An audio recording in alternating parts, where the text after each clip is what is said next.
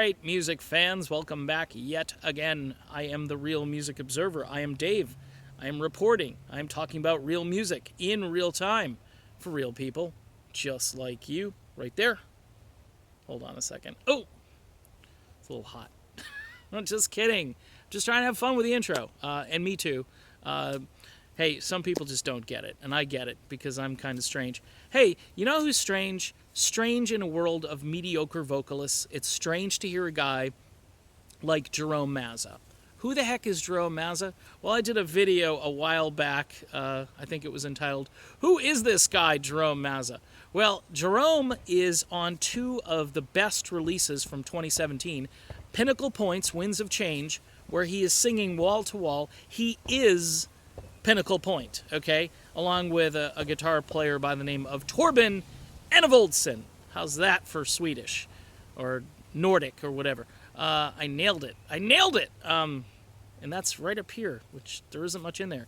So anyway, Jerome sounds amazing on that project.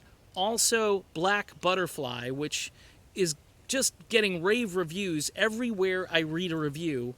It's Steve Walsh's album, the comeback album, the amazing comeback of Steve Walsh, just when you thought Steve had quit. And by the way, both of these guys, and I don't want to be mean to Kansas, because I'm a huge Kansas guy. I've seen Kansas perform a couple of times. Both times, by the way, with Steve Walsh as their singer.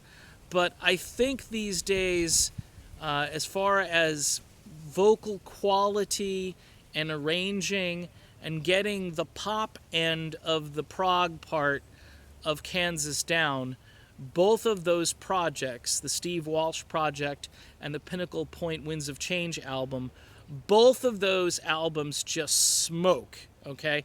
And they borrow a little bit from early Kansas, later Kansas. The Steve Walsh album, by the way, is just progressive and different and quirky and unique and very, very listenable. You'll really enjoy that. Pinnacle Point is like a concept album in the mold of a Kansas album from the mid to late 70s. It really is that good. So if you don't own either one of those, you need to buy them.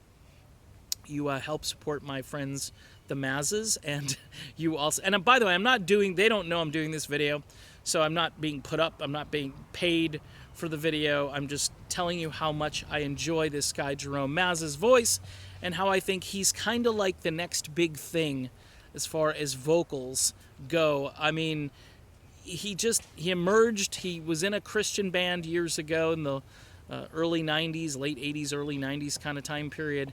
And he's got these amazing pipes. He's just able to hit notes very clean, very rich, very clear.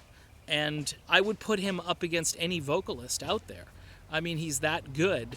And you really owe it to yourself to listen to this music. And I know people get a little bit anxious when I start talking new music, so I'll throw some names out there. Does he sound like Steve Perry? No, not really. But he's in the same range as Steve Perry, and he can hit all those notes. He's more, again, like a new, fresh version of Steve Walsh, if you want to look at it that way. And I'm looking at it that way. I look at it and I listen to it and I make my observations and I say Jerome Mazza is going to have a big 2018. I know they're working on a Pinnacle Point follow-up album.